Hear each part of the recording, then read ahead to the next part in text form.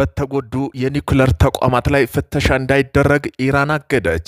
የኢራን ፓርላማ አፈ ጉባኤና ዋና ተደራዳሪ መሐመድ ባጋር ጋሊፍ ባስተላለፉት ጠንከር ያለ መልእክት ሀገራቸው በተደበደቡና ጉዳት በደረሰባቸው የኒኩለር ማዕከላት ላይ ምንም አይነት ዓለም አቀፋዊ ምርመራ ወይም ፍተሻ ሂደት እንደማትፈቅድ አስታውቃለች።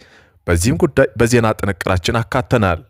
አሜሪካ በቴህራን ላይ ድጋሚ ጥቃት ሰነዘረች። ኢራን የመጀመሪያ የኒኩለር አቅሟን ለመፈተሽ ትገደዳለች። ሜጀር ጄኔራል አሚር ሀቲም የኢራን ጦር አዛዥ ጄኔራል አሚር ሀቲም የኢራን የኒኩለር ቴክኖሎጂ የዚችን ሀገር ሳይንቲስቶችና ልጆች ቢወሳሰብ እንኳ ኒኩለር ሊያጠፋ አይችልም ሲሉ አስታውቀዋል። በዜና ጥንቅራችን አካተናል። ቆይታችሁ ትሰሙታላችሁ። ቱርክ ይህንን ታላቅ መሳሪያ ታጠቀኝ ማለት የእስራኤል መጨረሻ መጣ ማለት ነው አሉ የእስራኤሉ ጠቅላይ ሚኒስትር ቤንጃሚን ኔታንያሁ። በቁጭትና በስጋት የተሞላ የእስራኤሉ ጠቅላይ ሚኒስትር ቤንጃሚን ኔታንያሁ አሜሪካ ዘመናዊ የሆኑ ኤፍ-35 ተዋጊ ጀቶች ለቱርክ እንዳትሸጥ በይፋ ተማጽነዋል። በዜና ጥንቅራችን አካተናል። ቆይታችሁ ትሰሙታላችሁ። በቦምብ አጥረው አሜሪካና እስራኤል ያስጨነቁት አዲሱ የኢራን አብዮታዊ መሪ ሙጅተባ ካሚኒ በአባታቸው ሽኝት ስነ ስርዓት ላይ ለመገኘት ቢፈልጉም በደህንነት ስጋት ምክንያት እንዳይገኙ መደረጋቸው ተሰምተዋል።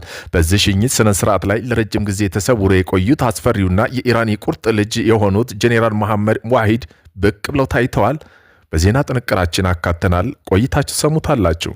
ለኛው ምስራቅ ያለውን የጂኦፖለቲካዊ ውጥረት ባልበረደበት በዚህ ወቅት የኢራኑ ፕሬዝዳንት ማሱድ ፔዜሽኪያን ለእስራኤል ጠንከር ያለ መልእክት አስተላልፈዋል። በዚህም ጉዳይ መልእክቱ ይዘት ምን ይመስላል የሚለው የዜና ጥንቅራችን አካተናል። ኤልመንደብና ኤደን ባህር ሰላጤ አዲስ የባህር ላይ ውጊያ ተቀሰቀሰ። አሜሪካና ብሪታንያን የየመን ላይ የአየር ድብደባ ፈጸሙ። በባብ ኤልመንደብ ባህር ወሽመጥና በኤደን ባህር ሰላጤ ላይ የየመን ሁቲ ታጣቂ ባለፉት ጥቂት ሰዓታት ውስጥ ዘመናዊ ድሮኖችና ሚሳኤል በመጠቀም በ3 የንግድ መርከቦች ላይ አውዳሚ ጥቃት መፈጸማቸው በይፋ አስታውቀዋል። በዜና ጥንቅራችን አካተናል። በባህሪን መከላከያ ሰራዊት በኢራን የተሰነዘሩ የአየር ጥቃቶች ማክሸፉን አስታወቀ። የባህሪን መከላከያ ሰራዊት ትዕዛዝ ማዕከሉ ዛሬ ዕለት እንደተገለጸው ከሆነ በአገሪቱ ላይ ከኢራን ግዛት የተተኮሱ በርካታ ባላስቲክ ሚሳኤሎችና የድሮን የሀገሪቱን የአየር መከላከያ ስርዓት መጥቶ መጣላቸውን አስታውቀዋል። በዜና ጥንቅራችን አካተነዋል። እነዚህን የመሳሰሉ አርዕስተ ዜና ወደ እናንተ ይዘን ቀርበናል። ቤተሰብ ለመሆን ላይክ፣ ሸር፣ ሰብስክራይብ ማድረገውን እንዳይረሱ። ወደ መጀመሪያ ዜና ትንታኔያችን እናልፋለን። ኢራን በተጎዱ የኒኩለር ተቋማት ላይ ፍተሻ እንዳይደረግ አገደች። የኢራን ፓርላማ አፈ ጉባኤና ዋና ተደራዳሪ መሐመድ ባጋር ጋሊፍ ባስተላለፉት ጠንከር ያለ መልእክት ሀገራቸው በተደበደቡና ጉዳት በደረሰባቸው የኒኩለር ማዕከላት ላይ ምንም አይነት ዓለም አቀፋዊ የምርመራ ወይም የፍተሻ ሂደት እንደማትፈቅድ አስታውቀዋል። በቦምብ የተደበደቡና የተጎዱ የኒኩለር ቦታዎችን መፈተሽ በማንኛውም ሁኔታ አይፈቀድም ብለዋል መሐመድ ባጋር ጋሊፍ።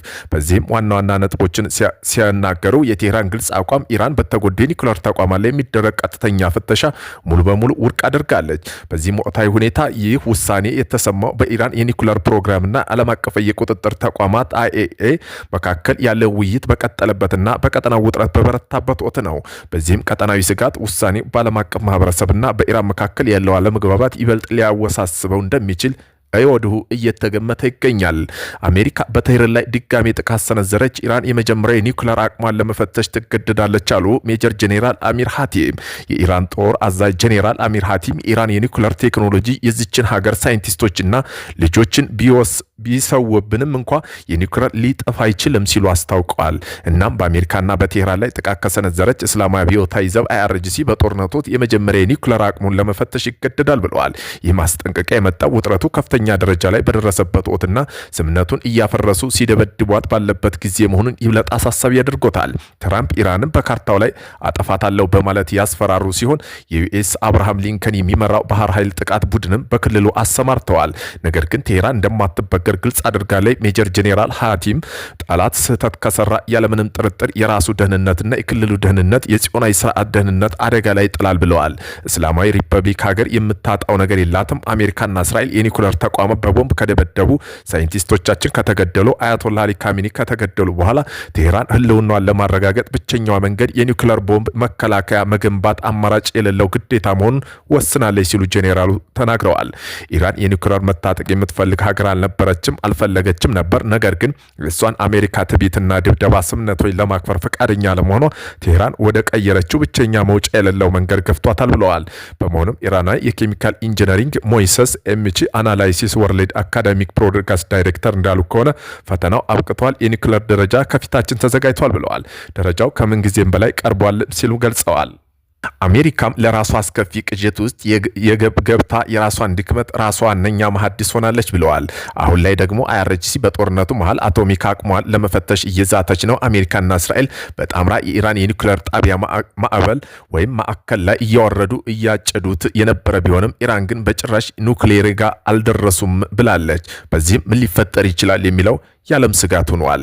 ቱርክ ይህንን ታላቅ መሳሪያ ታጥቃለች ማለት እስራኤል መጨረሻ መጣ ማለት ነው አሉ የእስራኤሉ ጠቅላይ ሚኒስትር ቤንጃሚን ኔታንያሁ።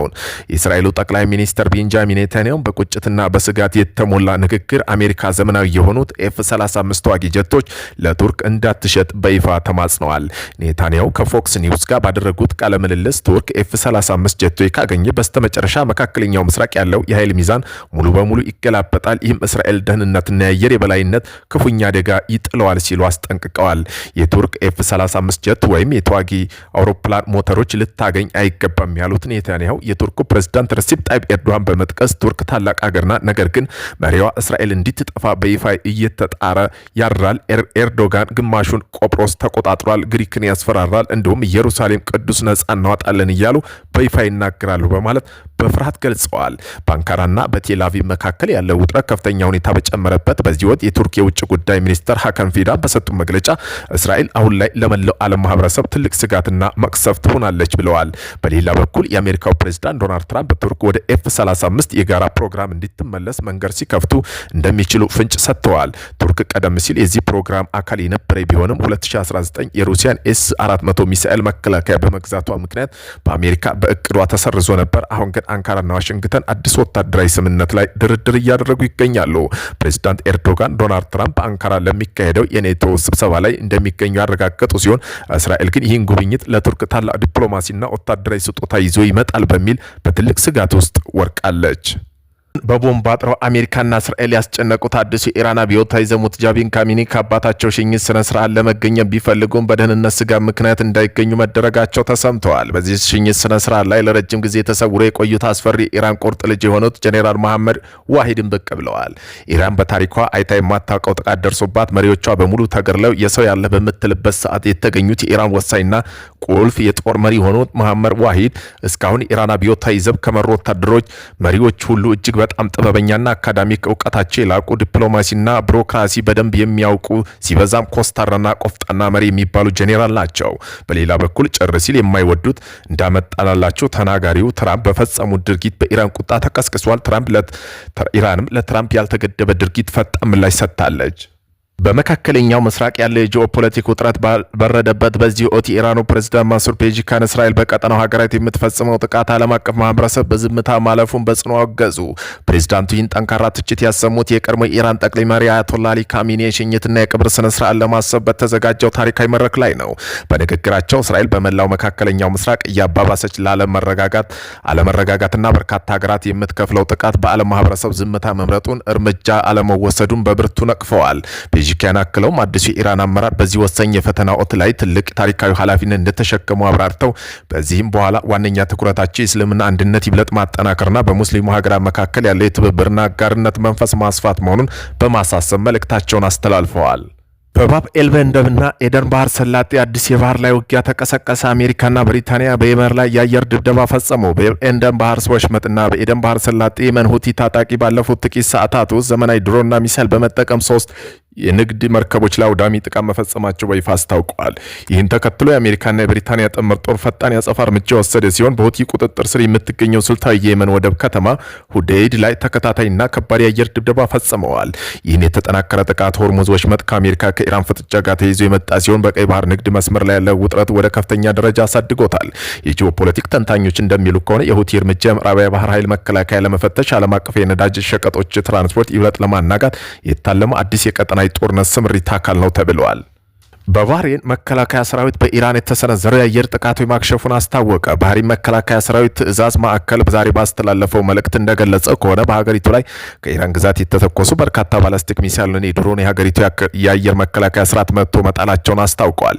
የአየር መከላከያ እርምጃ በባህሬን የአየር መከላከያ ስርዓት ኢላማ የተደረጉ የኢራን የአየር ጥቃቶች መጥቶ በመጣል አክሽፏል።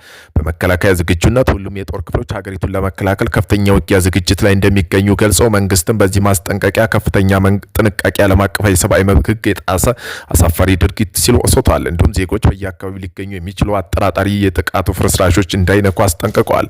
በአሁኑ ሰዓት በአካባቢ ያለው ውጥረት ከፍተኛ ደረጃ የሚገኝ ሲሆን በባህር የመከላከያ ሰራዊት ሁኔታ በቅርበት እየተከታተለ ይገኛል።